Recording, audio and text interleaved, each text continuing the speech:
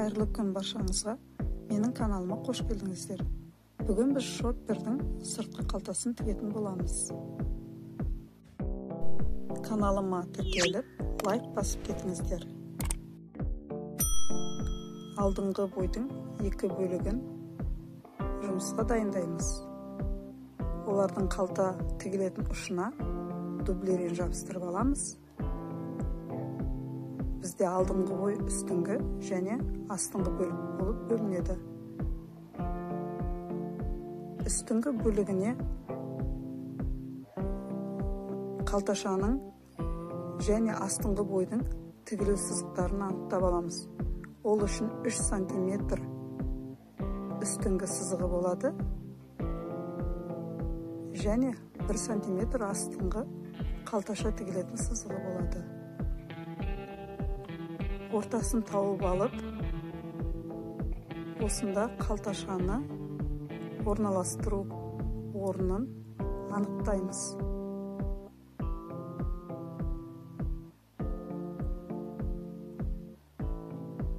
Бұл біздің қалташамыздың өлшемдері қосымшасымен қосып берілген. Қалташамен үстіңгі бойды бір-біріне қосып тігеміз. Екі жанына 1 см жеткізбей. Міне осылай қосып тігіп аламыз да, енді осы тігістің үстінен тағы да тігіс жүргіземіз. Ол біздің қалташамыз сыртқа қарай айналып шығып кетпеу үшін.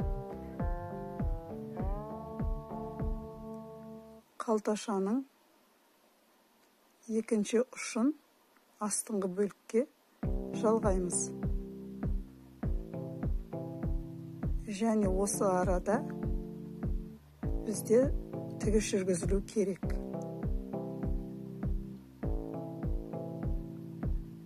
Дұрыс орналасуын қадағалаймыз.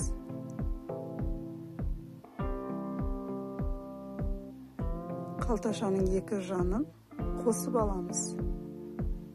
Екі жағынан 1 см-ден тігіс жүргіземіз.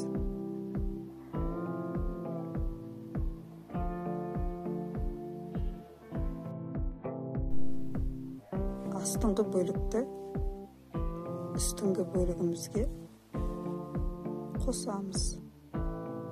Ол үшін жанынан қалтаның аузына қарай 2 мм болатындай түзу тігіс жүргіземіз.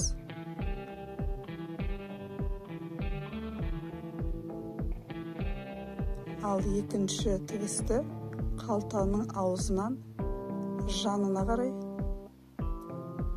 жүргізетін боламыз.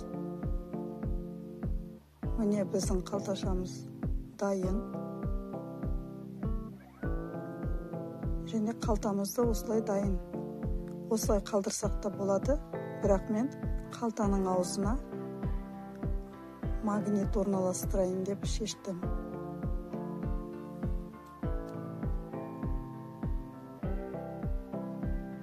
Маған осындай магнит керек. Кнопка, магнитті кнопка және 2 фетр керек. Фетрді сөккіштің көмегімен кесіп дайындап аламыз. Кнопканың өлшеп астыңғы темір арқылы және кнопканың орналасу орнын белгілейміз.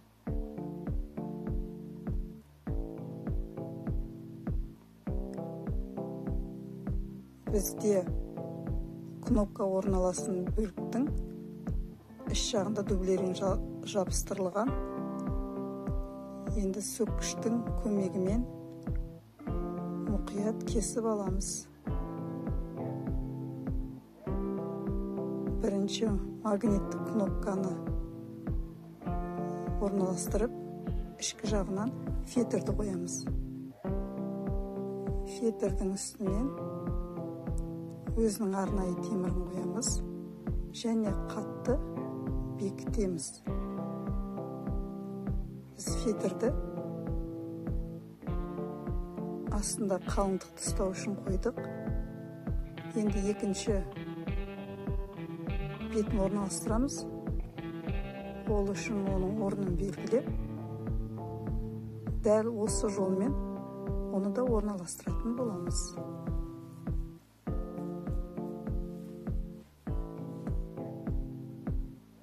Сіздерге бәрі түсінікті болды деп ойлаймын.